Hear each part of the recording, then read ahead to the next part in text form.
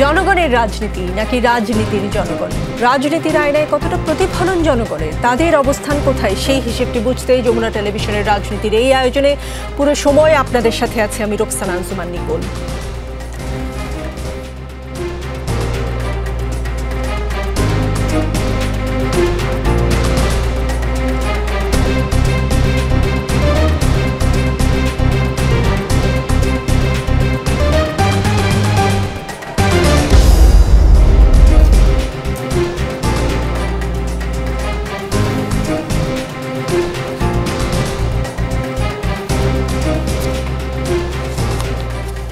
দর্শক, আজকের রাজনীতিতে আমাদের সঙ্গে বিশেষ একজন অতিথি আছেন। আমাদের সঙ্গে আছেন লেখক ও গবেষক মহিউদ্দিন আহমদ। মহিউদ্দিন আহমদ আজকে দুপুরে পাকিস্তানের উপপ্রধানমন্ত্রী ও পররাষ্ট্রমন্ত্রী ইসহাক দার দাবি করেছেন ৭১-এর গণহত্যার জন্য ক্ষমা চাওয়া সহ অমীমাংসিত ৩ সমস্যার দুবার সমাধান হয়েছে। তিনি তৌহিদ হোসেনের সঙ্গে বৈঠকের পর এরকম মন্তব্য করেন আর কি।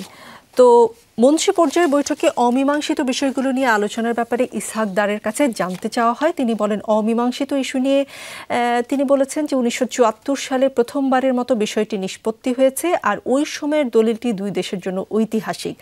এরপর জেনারেল পারভেজ মোশাররফ এখানে বাংলাদেশে এসে প্রকাশ্যে ও খোলা মনে বিষয়টির সমাধান করেছেন, ফলে বিষয়টির দুবার সমাধান হয়েছে, একবার ১৯৭৪ সালে আরেকবার ২০০০ সালের শুরুতে। এর জবাবে আমাদের পররাষ্ট্র উপদেষ্টা যেটা দাবি করেছেন, তিনি বলেছেন যে ৭১-এর অমীমাংসিত ইস্যু সমাধানের বিষয়ে পাকিস্তানের উপপ্রধানমন্ত্রী পররাষ্ট্রমন্ত্রী যে দাবি করেছেন তার সঙ্গে একমত নয় বাংলাদেশ। আমাদের পররাষ্ট্র উপদেষ্টা বলেছেন যে ২ দেশের অমীমাংসিত ইস্যু নিয়ে আগামী দিনে উভয় পক্ষই আলোচনা চালিয়ে যাবে। অমীমাংসিত ইস্যুতে বাংলাদেশের অবস্থান কি সরাসরি যখন সাংবাদিকরা প্রশ্ন করে, তিনি বলেছিলেন যে আমরা চাই হিসাবপত্র হোক, যেটা টাকা পয়সার ব্যাপার সমাধান হোক। আমরা চাই এখানে যে গণহত্যা হয়েছে সেটার ব্যাপারে দুঃখ প্রকাশ করুক, মাফ চাইবে। আমরা চাই আটকে পড়া মানুষগুলোকে তারা ফেরত নেবে। আমি বাংলাদেশের অবস্থান শক্তভাবে তুলে ধরেছি। কিন্তু একটা কথা অনেকের মনে খারাপ লেগেছে, পাকিস্তানের উপপ্রধানমন্ত্রী যেটা বলেছেন যে even Islam tells us to clean your heart. Ishaq দার এভাবে বলেছেন আর কি। রক্ত দিয়ে যে দাগ হৃদয়ে পড়েছে সেটা পরিষ্কার করা কি এত সহজ? এটা তো ৫৫ বছর আগের কথা, ৫৪ বছর আগের কথা। আমরা একটা জিনিস মনে করতে হবে যে বাংলাদেশের এখন যত মানুষ আছে তাদের ওভারওয়েলমিং মেজরিটির জন্ম হচ্ছে ৭১-এর পরে। সো ৭১-এর যে প্রজন্ম, তাদের যে ৭১ নিয়ে তাদের যে সেন্সিটিভিটি, এইটা এখন বিলীয়মান বলা যায়। ফলে এই কথাটা ৭২ সালে যদি কেউ বলতো বা ৭৩ সালে যদি কেউ বলতো, তাহলে যে পরিমাণ প্রতিক্রিয়া হতো, এখন সেই প্রতিক্রিয়াটা হচ্ছে না। একটা বিষয় পরিষ্কার হওয়া উচিত যে ৭৪-এর ফেব্রুয়ারিতে দিল্লিতে একটা ত্রিপক্ষীয় বৈঠক হয়েছিল। বাংলাদেশের পররাষ্ট্রমন্ত্রী, ভারতের পররাষ্ট্রমন্ত্রী এবং পাকিস্তানের পররাষ্ট্র প্রতিমন্ত্রী, এই ৩ জনের মধ্যে। এবং এই ত্রিপক্ষীয় চুক্তির পরেই কিন্তু এক ধরনের আন্ডারস্ট্যান্ডিং হয়ে গেছে। এবং এরপর যুদ্ধবন্দী যারা ছিলেন ভারতে সবাই চলে গেছে, এবং পাকিস্তান থেকে বাঙালিদের রিপাট্রিয়েশনটা এটা আর আগেই শুরু হয়েছিল, কিন্তু মোটামুটি শেষ। আর যুদ্ধাপরাধীদের বিচারের যে ব্যাপারটা, ইস্যুটা ছিল, সেটাও ওইখানে বিচার হবে না, এবং এরকমই একটা আন্ডারস্ট্যান্ডিং হয়ে গেছিল। তো ওইটা ছিল ৭৪-এর ফেব্রুয়ারি বললাম। এরপরে ওই সময় আমার যদ্দূর মনে পড়ে যে আমাদের প্রধানমন্ত্রী শেখ মুজিবুর রহমান, তিনি একটা মন্তব্য করেছিলেন যে বাঙালিরা ক্ষমা করতে জানে, এই কথাগুলো। তারপরে কিন্তু ওই ফেব্রুয়ারি মাসেই উনি লাহোর গেলেন ওআইসি কনফারেন্সে।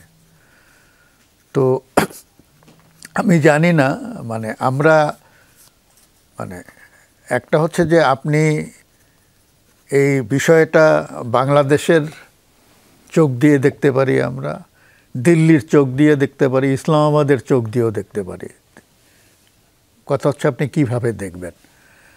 তো বাংলাদেশের চোখ দিয়ে দেখলে দেখাটা কেমন হবে? বাংলাদেশের চোখ দিয়ে আমি বলবো যে এই দেশে একটা মানে এত বড় একটা গণহত্যা হয়ে গেছে, এখানে আমাদের একটা প্রশ্ন আসে জাগে যে ইদানিং আমাদের মধ্যে অনেকেই বলতে শুনি যে আমরা গণহত্যার আন্তর্জাতিক স্বীকৃতি চাই। আচ্ছা, আমরা এই ৫৫ বছর ধরে যে স্বীকৃতির ব্যাপারটা, আন্তর্জাতিক স্বীকৃতিটা আমরা পাচ্ছি না কেন তাহলে? মানে আমরাই সব বুঝি আর ইন্টারন্যাশনাল কমিউনিটি সব নির্বোধ, এটা তো মনে করার কোনো কারণ নাই। কসোভো নিয়ে যখন সারা দুনিয়া তোলপাড় হলো, কসোভোর গণহত্যা নিয়ে, গাজার গণহত্যা নিয়ে সারা দেশ পৃথিবী তোলপাড় হচ্ছে, পূর্ব তিমুরে গণহত্যা হয়েছিল সেটা নিয়ে সারা বিশ্বে তোলপাড় হয়েছে। আমাদের এটা নিয়ে এরকম কেন? কেন আমি জানি না এটা কেন। তার মানেটা কি? আমরা কি ওই বিষয়টাকে ঠিকভাবে পোর্ট্রে করতে পারি নাই, নাকি আমাদের মধ্যে কিছু হাইড অ্যান্ড সিক ব্যাপার আছে? এই জিনিসগুলোই পরিষ্কার হওয়া দরকার। আমরা যেটা করলাম শুরুতেই, যুদ্ধবন্দীদের মধ্যে যুদ্ধাপরাধীদের যে তালিকাটা, সেই তালিকাটাই ছিল একটা কারচুপির তালিকা।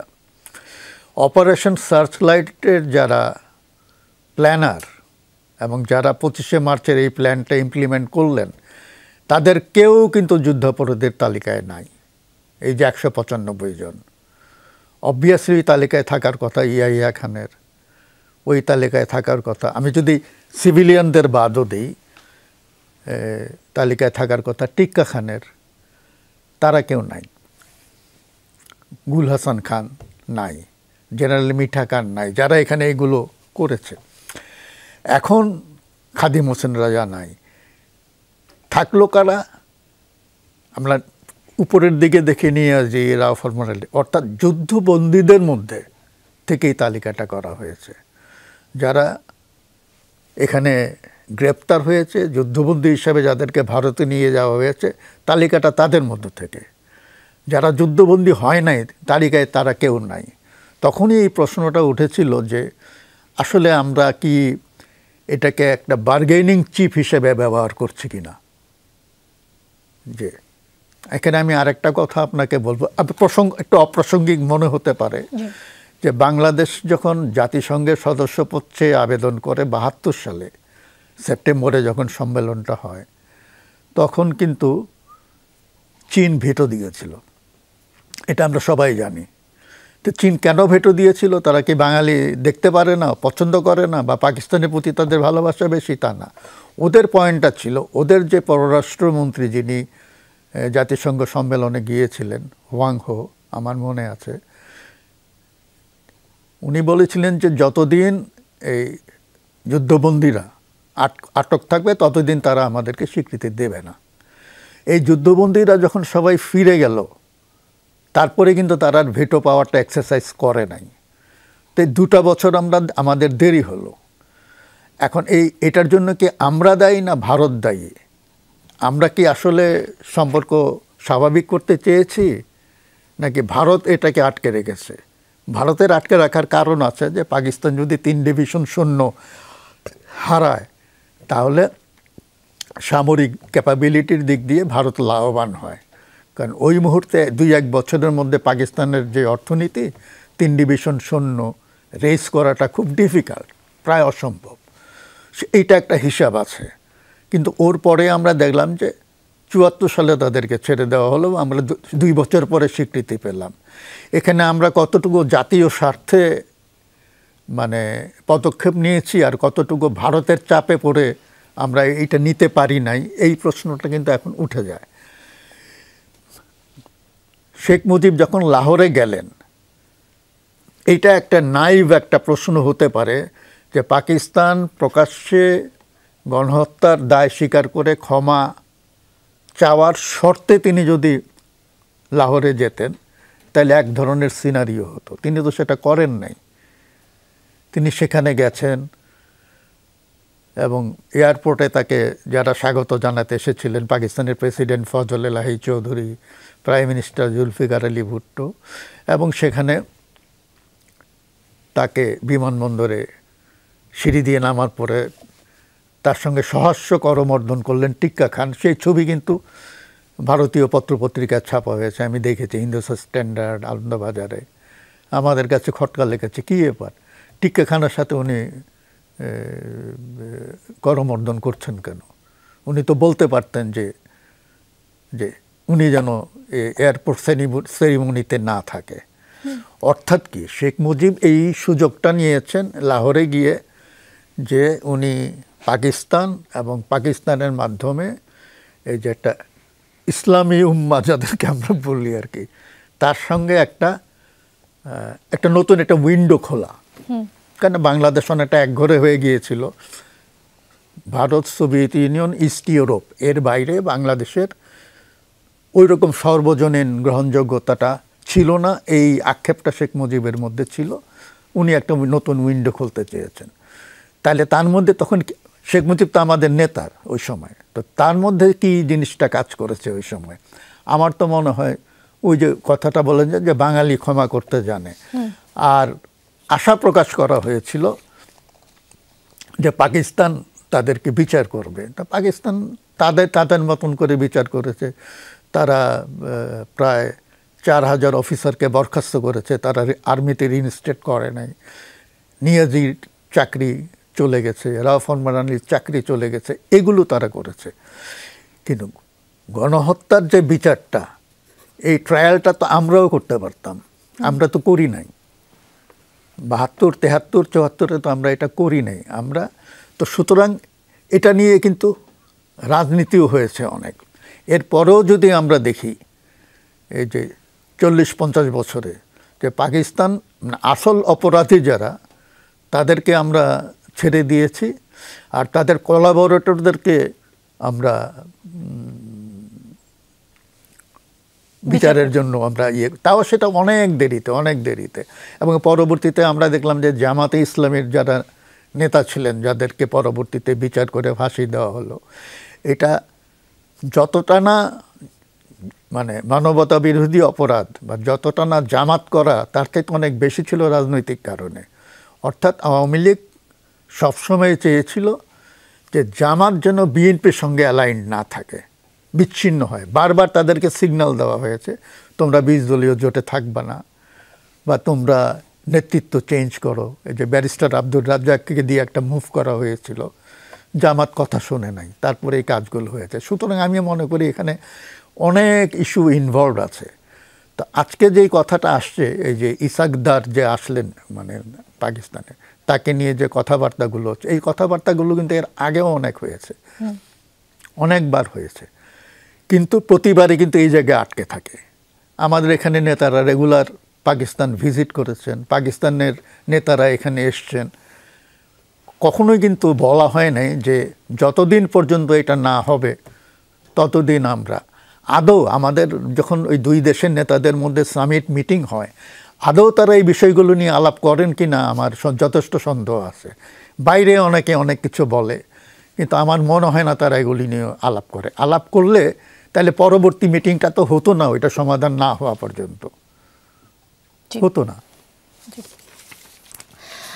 শেখ হাসিনা সরকারের পতনের পর ভারত বাংলাদেশের সম্পর্কের অবনতি হয়েছে। অন্যদিকে আমরা দেখতে পাচ্ছি যে পাকিস্তানের পক্ষ থেকে বাংলাদেশের সাথে সম্পর্ক উন্নয়নের জোর তৎপরতা দেখা যাচ্ছে, বাংলাদেশ থেকেও ওই রকমই দেখা যাচ্ছে। পাকিস্তানের সরকারের অনেকেই বাংলাদেশ সফরে এসেছেন, ঢাকা সফর করছেন পাকিস্তানের পররাষ্ট্রমন্ত্রী। তো আমরা ভারত দিয়ে ঘেরা, তাদের সাথে আমাদের সম্পর্কে অবনতি হচ্ছে, অন্যদিকে পাকিস্তানের সাথে সম্পর্কের উন্নতি হচ্ছে।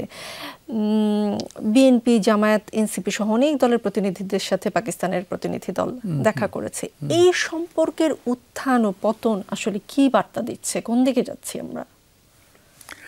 না, এই সম্পর্কগুলোর তো উঠানামা সবসময় ছিল। বাংলাদেশের সঙ্গে ভারতের সম্পর্কেরও কিন্তু টানাপোড়েন অনেক দিন ধরে আছে, তাই না?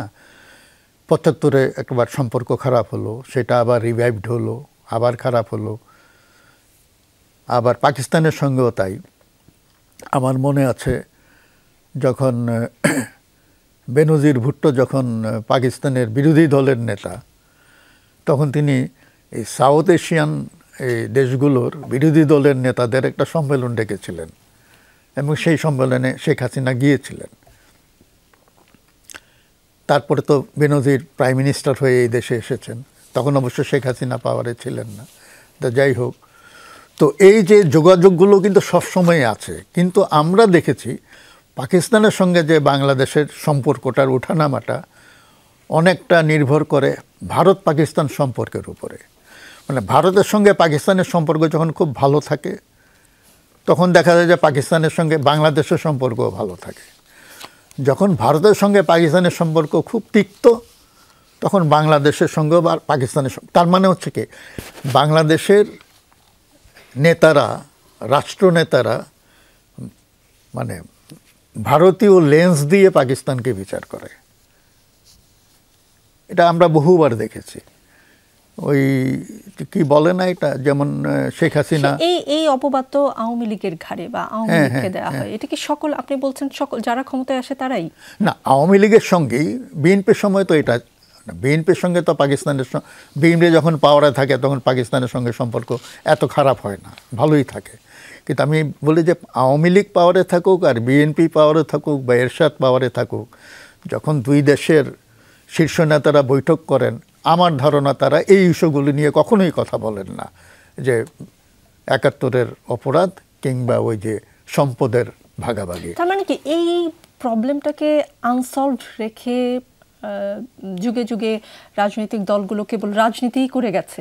বাংলাদেশের মানুষের ইমোশনের মূল্য তারা দেয়নি কখনো? না, মানুষের ইমোশন নিয়ে তো রাজনীতিবিদরা মূল্য না, তারা তো ইমোশন নিয়ে খেলা করে সবসময়। আমি আরেকটা উদাহরণ দিই। শেখ হাসিনা সবসময় বলতেন না যে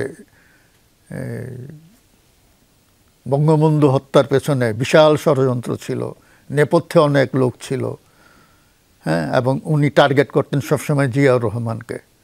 উনি ২.৫ বছর প্রধানমন্ত্রী ছিলেন, ২.৫ বছরে উনি একটা কমিশন করার সিদ্ধান্ত নিতে পারেননি। উনি বিষয়টা নিয়ে পলিটিক্স করেছেন সবসময়।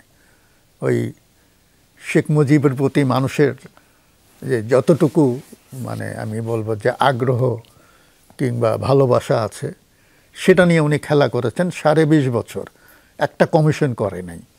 ওই যে আনিসুল হক যে আইনমন্ত্রী ছিল, তাকে একবার প্রশ্ন করা হয়েছিল যে কমিশন কেন করছেন না, তখন উনি ওই সময় বলে যে এখন তো কোভিড এই সেই, এটা গেলে আমরা করবো, এটা করতে কয়দিন লাগে, অগ্রাধিকারে যদি থাকে।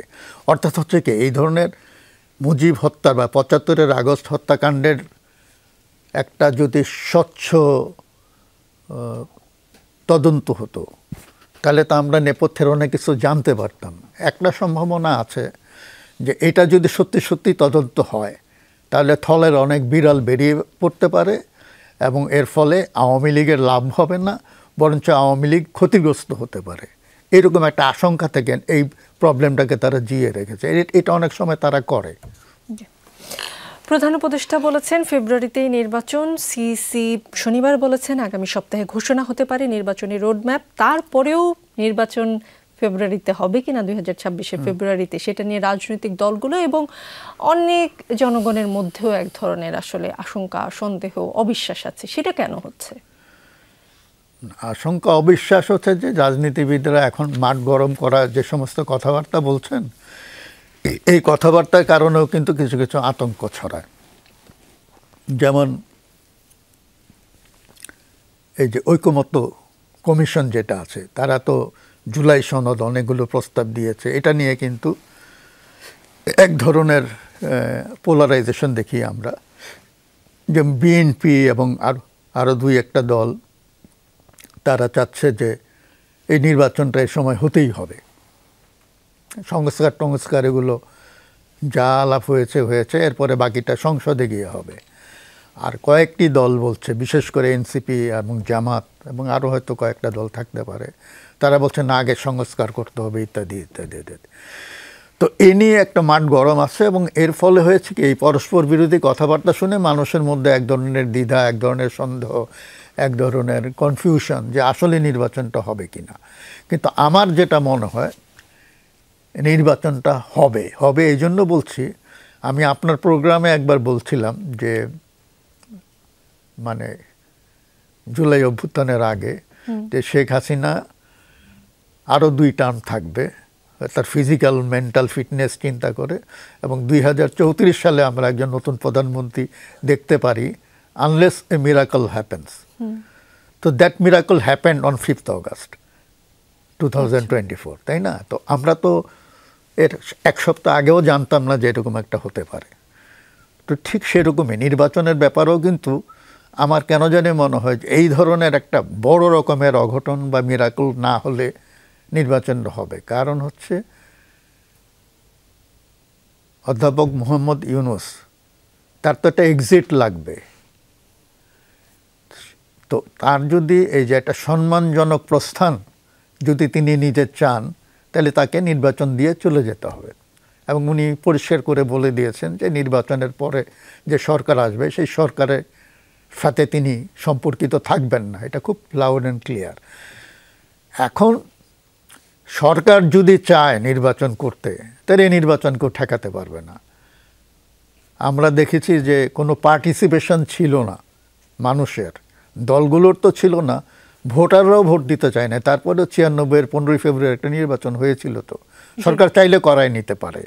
তো এখানেও তাই হবে আসলে, কারণ এটা শুধু রাজনৈতিক দলের ব্যাপার না নির্বাচনটা, এটা ভোটারদের ব্যাপার। ভোটাররা ভোট দিতে গেলে নির্বাচন হবে।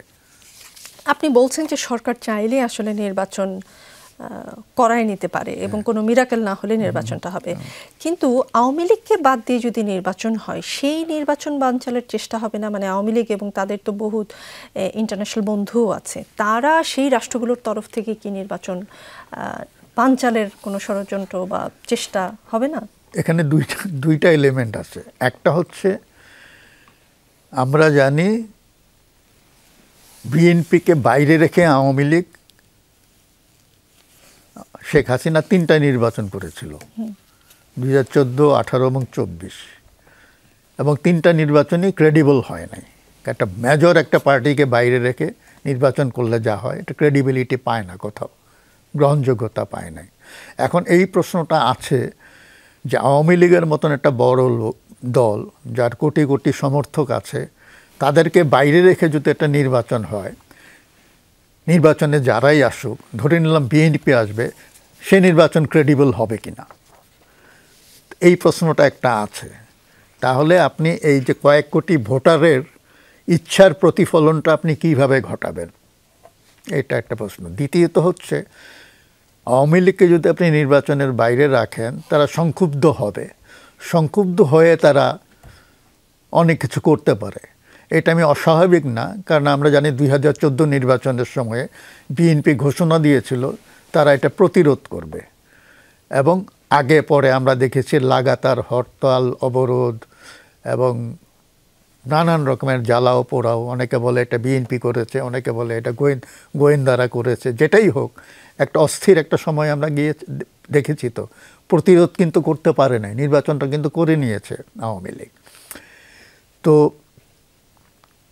ওই রকমই একটা আছে যে কেউ যদি সংক্ষুব্ধ থাকে এবং তারা যদি একটা প্রতিরোধের ডাক দেয় এবং এই ধরনের কাজগুলো করে, তাহলে একটা serious law and order situation তৈরি হতে পারে। তো সেটাও মানে সামাল দেওয়ার মতন সক্ষমতা যদি সরকারের থাকে, তাহলে সমস্যা দেখি না আমি। কিন্তু এই সরকারের যে আইনশৃঙ্খলা বাহিনীর যে অবস্থা, নাজুক অবস্থা, এখন তাদের সেই সক্ষমতা আছে কি না এটা মুশকিল বলা। তো সুতরাং এই আশঙ্কাটা আছে। 91 নির্বাচনে আওয়ামী লীগ ভেবেছিল আওয়ামী লীগ জয়লাভ করতে যাচ্ছে, এবং শুনতে পাওয়া যায় যে তারা নাকি আগে মানে ইলেকশনের রেজাল্টের আগে কারা কারা কোন মন্ত্রণালয়ে নিবে, দায়িত্ব বুঝে নিবে, মন্ত্রিসভাও এক ধরনের খসড়া তালিকা তৈরি করে ফেলেছিল, কিন্তু জয় পেয়েছে বিএনপি। সেটা আওয়ামী লীগের জন্য শকিং ছিল।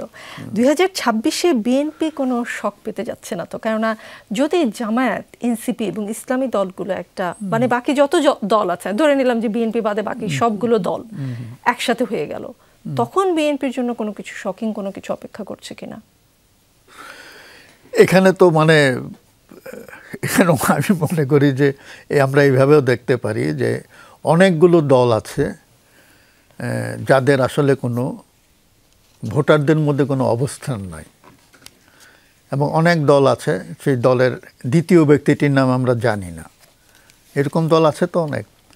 তো সুতরাং এখানে ওই যে 0+0=0 এই সোহরাওয়ার্দী সাহেবের সেই উক্তিটা পুনরাবৃত্তি করা যায়। এখানে আমরা বাইরে যেটা দেখি যে মানে কিছুটা অবস্থান আছে দৃশ্যমান, বিভিন্ন জায়গায় তারা গেলে লোকজন হয়, সমাবেশ হয়, এরকম দল হয়তো আছে গোটা তিনেক। আমি যদি বলি যে বিএনপির বাইরে, আওয়ামী লীগ বাদ দিলাম, আমি বিএনপির বাইরে এরকম দল আছে জামাত, এনসিপি, জাতীয় পার্টি।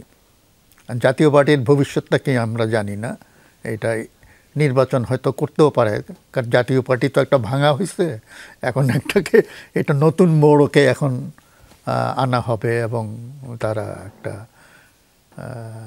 জাতীয় পার্টি তো সবসময় একটা বাফার হিসেবে কাজ করেছে। মানে 50-50 চান্স দেখেন আপনি নির্বাচনে জাতীয় পার্টি অংশগ্রহণ করার? এই যে যাদেরকে নিয়ে নতুন কমিটি হয়েছে তাদেরকে দিয়ে হয়তো এটা করানো হতে পারে, কারণ জেএম কাদিরের ব্যাপারটা অন্যরকম হয়ে গেছে। তো যদি হয় তাহলে জাতীয় পার্টি থাকে, জামাত থাকে, এনসিপি থাকে। এখন বাকিগুলো হচ্ছে যে তারা মানে 2-4 জন যারা আছে এরা টোকেন, যদি কেউ সিট টিট দেয়, আছে আমরা যদি চাই যে একটা কি বলে এটাকে, যে পার্লামেন্ট অফ ট্যালেন্টস, হ্যাঁ, কিছু কিছু জিয়াউর রহমান যে কাজটা করেছিলেন 69 সালের ফেব্রুয়ারির সংসদ নির্বাচনে, উনি বিভিন্ন দলের নেতাদেরকে জিতিয়ে এনেছিলেন। এই ন্যাপের মুজাফর আহমদ, মুসলিম লীগের সবুর খান, এরকম কিছু কিছু লোক, জাসদের শাহজাহান সিরাজ। তো ফলে এটা এবারও হতে পারে, যদি কিন্তু এটা করায় আনতে হবে।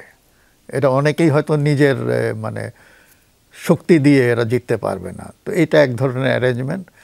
সেকেন্ডলি হচ্ছে যে যদি আমরা তর্কের খাতিরে ধরে নিই যে বিএনপি একক সংখ্যাগরিষ্ঠতা পাবে, একক সংখ্যাগরিষ্ঠতা পেলেও নিরঙ্কুশ সংখ্যাগরিষ্ঠতা নাও হতে পারে, যেটা 91 এবং 96-তে হয়েছিল। তো 91-তে জামাতের সমর্থন নিয়ে বিএনপি সরকার গঠন করেছিল, 96-তে তারা করেছিল জাতীয় পার্টির সমর্থন নিয়ে। তো এবারও এরকম একটা অবস্থা হতে পারে। তো এই আশঙ্কাটা কিন্তু আছে বলেই কিন্তু বিএনপি মানে খুব জোরালোভাবে পিআর পদ্ধতির বিরোধিতা করছে, কারণ পিআর পদ্ধতিটা হলে ওই আশঙ্কাটা আরও বেড়ে যায়। ফলে বিএনপি এখনও আশা করে তারা সংখ্যাগরিষ্ঠতা পাবে, কিন্তু সমস্যা হলো যে 24-এর 5ই আগস্টের পরে সিনারিওটা এমন, এখন তো আমরা সবাই স্বাধীন, সবাই কথা বলতে পারছি। আপনি ফেসবুকে গেলে দেখবেন যে তুমুল লড়াই, সবাই সবাইকে গালাগালি করছে, মানে কারো মুখে কোনো লাগাম নাই। এই অবস্থায় কিন্তু পরিষ্কার আবহাওয়াটা বোঝা যাচ্ছে না আসলে কোন দিকে। আমরা যদি ফেসবুকের কথাবার্তাগুলি বিশ্বাস করি তাহলে বুঝতে হবে যে নির্বাচন নিয়ে নানান রকমের দাঙ্গা হাঙ্গামাও হয়ে যেতে পারে। তো এর বাইরে তো আমাদের কিছু লোক ব্লগে, ইউটিউবে নানানভাবে ওয়াচ করতেছে গণ্ডগোল লাগানোর জন্য, এটা তো আমরা জানি। এবং আমাদের এখানে তো ওই যে কেউ যদি বলে চিলে কান নিয়ে যাচ্ছে আর সবাই তার পেছনে দৌড়ায়, এখন যেটাকে আমরা বলি মব ভায়োলেন্স, তো এখন তো এটাই হচ্ছে, মবক্রেসির যুগ চলছে। যে কোনো মুহূর্তে লক্ষ্যে পেয়ে দিতে পারেন আপনি, তার ফলে বিভিন্ন জায়গায় দাঙ্গা হাঙ্গামা বেঁধে যেতে পারে। একটা প্রশ্ন আপনাকে করে রাখি, এটার উত্তর আমি পরে নিব। এই যে মবক্রেসির কথা বললেন বা ইউটিউবে যারা অ্যাক্টিভিস্ট হিসেবে নিজেদেরকে পরিচয় দেয়, তারা চিলে কান নিয়ে গেছে বললে বাংলাদেশ থেকে তারা হয়তো সুদূরে কোনো দেশে আরামে বসে তাদের সন্তানরা খুব ভালো বিশ্ববিদ্যালয়ে পড়ছেন, ভালো চিকিৎসা নিচ্ছেন তারা, কিন্তু তারা এই দেশে যে বিশৃঙ্খলা তৈরি করার চেষ্টা করেন বা চিলে কান নিয়ে গেছে বলে বার্তা দেন, সেগুলোর পিছনে ছুটছে আমাদের দেশের মানুষ, এরকম করে মবও হচ্ছে। এই অবস্থা কি চলতেই থাকবে? এটার কোনো শেষ দেখেন কিনা আপনি, বা শেষ আসলে কিভাবে হবে সেই প্রশ্নটা আমি তুলে রাখতে চাই, কারণ পিআরের একটা প্রসঙ্গ আসছে, সেটা নিয়ে একটু বলতে চাই আর কি। সংখ্যানুপাতিক পদ্ধতিতে নির্বাচনের দাবি রাজনীতিতে বেশ আলোচিত হচ্ছে। কেউ বলছে ভোটার পিআর বোঝে না, পিআর কি খায় না মাথায় দেয়, এই ধরনের কথাও বলছে। অন্যরা আবার বলছে পিআরই লাগবে তাদের। তো এই যে পিআর যুদ্ধ, পিআর সহ এরকম কয়েকটা ইস্যু সামনে নিয়ে জামায়াত আর এনসিপি যদি শেষ পর্যন্ত নির্বাচনে না যাওয়ার সিদ্ধান্ত নেয়, দেশের পরিস্থিতি কি হতে পারে? না, এখানে আমি বলতে চাই যে পিআর পদ্ধতি মানুষ বোঝে না, এটা তো ভোটারের বোঝার ব্যাপার নাই তো, কারণ এখানে পিআর তো ভোটার নির্ধারণ করবে না, তারা তো ভোট দিবে। ভোট কাকে দিবে সেটা নিয়ে বিএনপির নেতারা প্রশ্ন করে যে বাংলাদেশের মানুষ এলাকায় লোক চিনে ভোট দেয় না, কিন্তু তারপরে তো মার্কা ছাড়া থেকেও ভোট করছে না, সুতরাং তারা মার্কায় ভোট দিবে। তো যে মার্কা অনুযায়ী তো পিআরের ব্যাপারটা আসবে, তো সেটা তো মানে ক্যালকুলেশনটা তো করবেন ইলেকশন কমিশন, এটা তো ভোটারকে ক্যালকুলেশন, ভোটার তো একটা ভোটই দেবে। এখন মনে করেন যে একটা লোক 30% ভোট পেয়ে জিতে গেল, আরেকজন 20% পেল, একজন 15% পেল, 10 জন হয়তো 5% করে পেল, এইভাবে 100। এখন কোনো ক্যান্ডিডেট যদি 51% বা 50%-এর কম ভোট পায়, তিনি নির্বাচিত হবেন বেশি ভোট পেয়েছেন বলে। কিন্তু এটাও তো এক ধরনের মানে নৈতিকতার প্রশ্ন আসে, কারণ উনি তো সংখ্যাগরিষ্ঠের প্রতিনিধিত্ব করেন না, তিনি অন্যদের চেয়ে বেশি ভোট পেয়েছেন, কিন্তু সেই সংখ্যাগরিষ্ঠ ভোটদাতার ভোট তিনি পান নাই, সেখানে পিআরটা জাস্টিফাইড।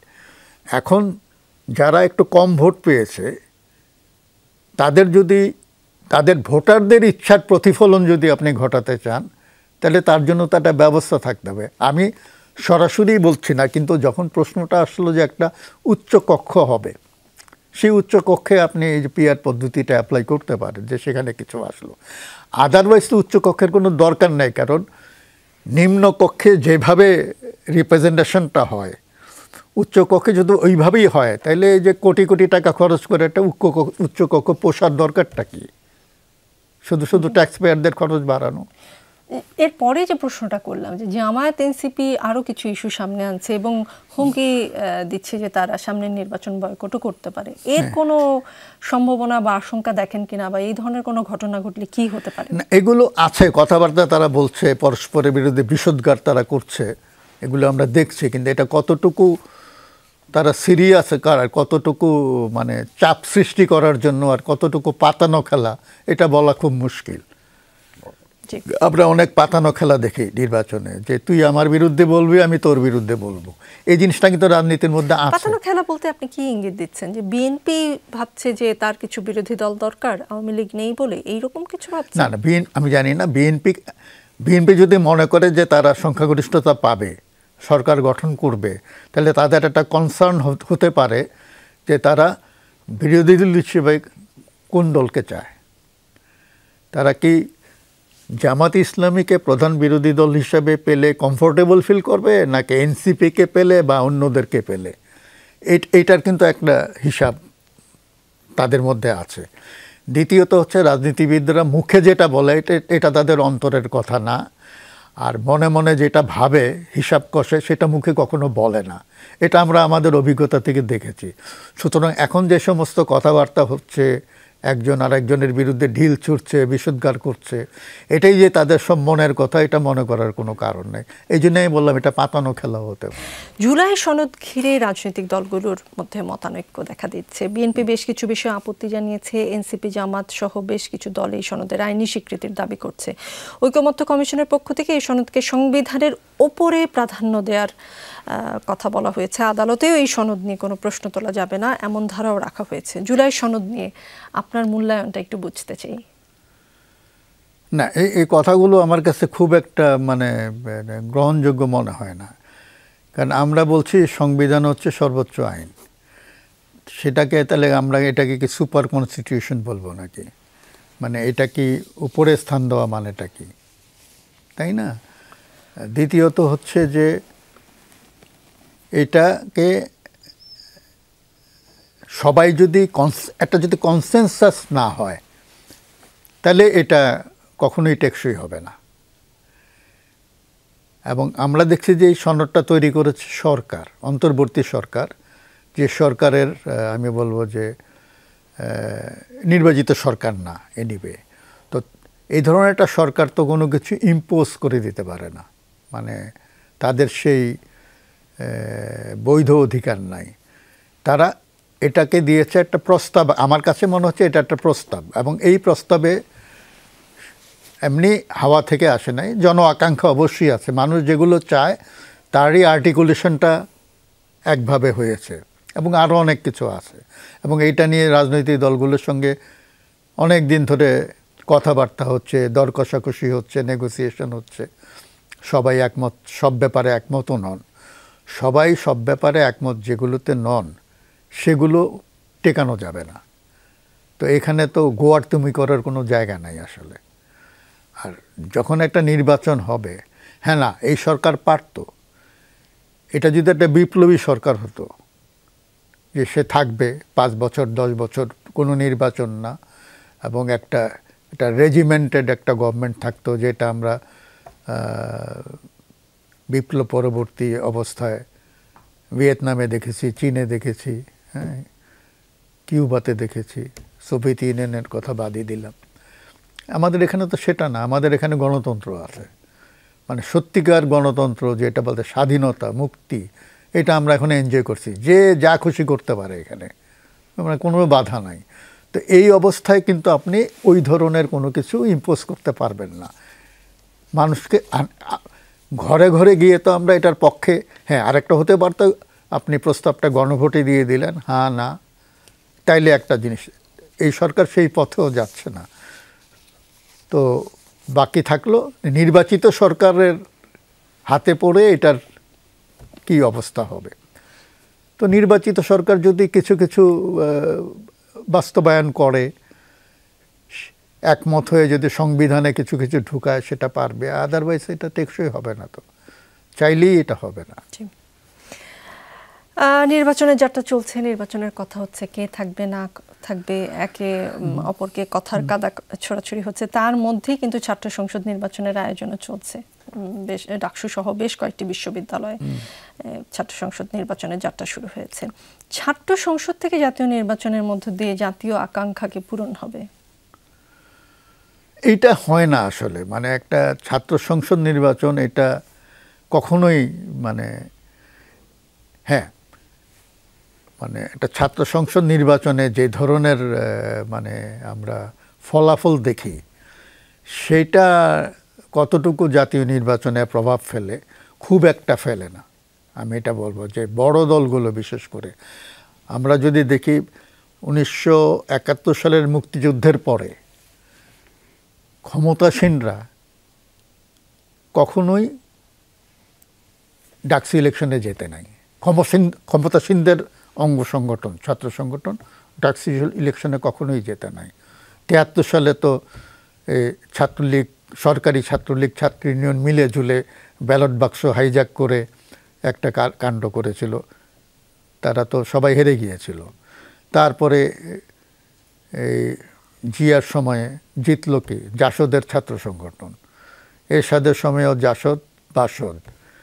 সরকারি ছাত্র সংগঠন কখনোই যেতে নাই। এখন তো কোনো সরকারি ছাত্র সংগঠন না, এখন সরকারি ছাত্র সংগঠন নাই, কিন্তু এখন যেটা আছে যে বিভিন্ন রাজনৈতিক দলের অঙ্গ সংগঠন বলেন বা লেজু সংগঠন বলেন, এরকম কিছু আছে। কিন্তু এখন একটা পরিস্থিতির একটা পরিবর্তন হয়েছে। এখন আপনি দেখবেন যে অনেক স্বাধীন চিন্তা, মুক্ত চিন্তার আমরা দেখছি। তো ফলে যেটা হয়েছে আগের মতন, মানে আমি এটাকে এখনো বলি যে রাজনৈতিক দলের লেজুর সংগঠনগুলো, দল যতই শক্তিশালী হোক, ক্যাম্পাসে মানে ছাত্রদের কাছে তাদের সবার গ্রহণযোগ্যতা আছে কি না, আবেদন আছে কি না, এটা নিয়ে কিন্তু আমার ঘোরতর সন্দেহ আছে। তো এখানে আমরা দেখি যে বড় মানে বেশি করে দৃশ্যমান বা বড় স্টেক হোল্ডার শিবির, ছাত্রদল, এরাই তো। আর কি গণ অধিকার পরিষদ একটা আছে নাকি ছাত্রদের হচ্ছে বাকচাষ আছে, এনসিপি এগুলো আছে। তো এগুলো সাধারণ ছাত্ররা যে মানে কাকে গিয়ে ভোট দিবে এটা বলা খুব মুশকিল। স্বতন্ত্র কিছু প্রার্থী, হ্যাঁ, স্বতন্ত্র অনেকে আছে, চলে আসতে পারে। তো সুতরাং এটা বলা খুব মুশকিল। কিন্তু এইটা জাতীয় রাজনীতিতে প্রভাব ফেলতে পারতো অনেকটাই যদি একটা স্থানীয় সরকার নির্বাচন হতো। কারণ স্থানীয় সরকারের যারা প্রতিনিধি তারা কিন্তু এলাকার সবাই মাতব্বর নেতা, ছোটোখাটো, এবং তারাই কিন্তু জাতীয় পর্যায়ে নির্বাচনের জন্য ভোট টোট অ্যারেঞ্জ করেন, জোগাড় করেন। কিন্তু ছাত্র সংসদ নির্বাচনে ওই রকম হয় না। তবে এটা নিয়ে ধরেন সবাই একটু সিরিয়াস, কারণ আমি জাতীয় পর্যায়ের একজন নেতা, আমার দলের ছাত্র সংগঠন যদি নির্বাচনে হেরে যায় তাহলে তো এটা ইজ্জতের প্রশ্ন। অনেকেই বলছেন, বড় রাজনৈতিক দলের প্রধান নেতাও বলেছেন, বাংলাদেশে ডানপন্থার উত্থান নিয়ে তারা আশঙ্কা প্রকাশ করেছেন। এমন শঙ্কা কতটা সত্য? আপনি উত্থান দেখেন? না, এখানে তো ডানপন্থার রাজনীতিটাই তো বিরাজ করছে বহু বছর ধরে। এখন বহু বছর ধরে আপনি কত বছরের কথা বলছেন? এখন 5ই আগস্টের পরে উত্থান না, এটা তো আমি 72 সাল থেকে দেখছি ডানপন্থীরা। এখানে তো বামপন্থীরা কখনোই সরকারে ছিল না। বড় রাজনীতি বামপন্থীরা সবসময় কোণঠাসা ছিল। এবং আপনি আওয়ামী লীগ বিএনপি তারা তো মধ্যপন্থী বলেন। এটা তো তারা মধ্যপন্থী বলতে তারা সুখ পায়, কিন্তু আমার চোখে তো তারা ডানপন্থী। মধ্যপন্থী বলতে তো কিছু নাই। মধ্যপন্থীটা কি? সুবিধাপন্থী না কি? ধরেন আমি একটা ইসলামিস্ট ফোর্স যাদেরকে বলি আমরা এক বর্গে, মানে এদেরকে বলা হচ্ছে ডানপন্থী। তো ইসলামিস্টরা কি চায়? শরিয়া আইন চায়। আজকে বিএনপি দাঁড়ায় বলুক যে আমরা শরিয়া আইন চাই না, আমরা এটা বিরোধিতা করব, এটা তো তার বলার সাহস নাই। কিন্তু তারেক রহমান যখন বলেন যে ডানপন্থার উত্থান তিনি দেখছেন বা আশঙ্কা করছেন, এই ধরনের উত্থান হতে পারে, এটা উনি বলেন। কিন্তু বিএনপিকে তো আমরা জানি যে শাপলা চত্বরে যে হেফাজতের প্রোগ্রাম হয়েছিল, বিএনপি তাকে সমর্থন দিয়েছিল তাদেরকে। তো হেফাজত কি চেয়েছে? শরিয়া আইন, কো এডুকেশন থাকবে না, আলেমরা ফতোয়া দিতে পারবে। তো এগুলো কি বিএনপি সমর্থন করে নাই তাদেরকে? কেন করেছে?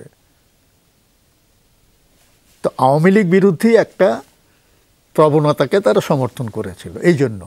কিন্তু শরিয়া আইন, এই যে একটা শব্দ এসছে না সংবিধান থেকে, ধর্মনিরপেক্ষতা তুলে দেওয়া, হ্যাঁ, এবং কি আরও কিছু আছে, হ্যাঁ, ধর্মীয় কথাবার্তা। তো এইটাই তো বিএনপি চায়। তার মানে এটা কি? এটা কি বামপন্থা, মধ্যপন্থা? এটা তো ডানপন্থাই। তো সুতরাং এটা হচ্ছে ইসলামিস্ট ফোর্স, বিশেষ করে জামাত আর বিএনপির মধ্যে যে পার্টনারশিপটা ছিল, তাদের মধ্যে যে আওয়ামী লীগ যখন ক্ষমতায় ছিল তখন তাদের মধ্যে যে হানিমুন পিরিয়ডটা চলছিল সেটা এখন আর নাই। এখন তারা পরস্পরের প্রতিদ্বন্দ্বী। এখন বিএনপি তাদেরকে বলছে ডানপন্থী, আর তারা বিএনপিকে কি বলছে আমি জানি না। তা আমার চোখে তো দুটোই ডানপন্থী। অনেক আওয়ামী লীগ সমর্থক যারা অভ্যুত্থানের সময় নিজ দলের বিপক্ষে চলে গিয়েছিলেন, তারা আবার চরম অবস্থানে ফিরে গিয়েছেন। আওয়ামী দোসর ট্যাগ দিয়ে তাদের আওয়ামী লীগের দিকে ঠেলে দেওয়া হয়েছে বলে মনে করেন কিনা? মানে নাকি তারা আসলে আন্দোলনে অংশ নেওয়া ভুল ছিল বুঝতে পেরে তারা ফিরে গেছে? কেননা 2024 সালে জুলাই আগস্টের গণ অভ্যুত্থানের সময় বহু মানুষের প্রাণহানি ঘটেছে, অনেকে গুরুতর আহত হয়েছেন।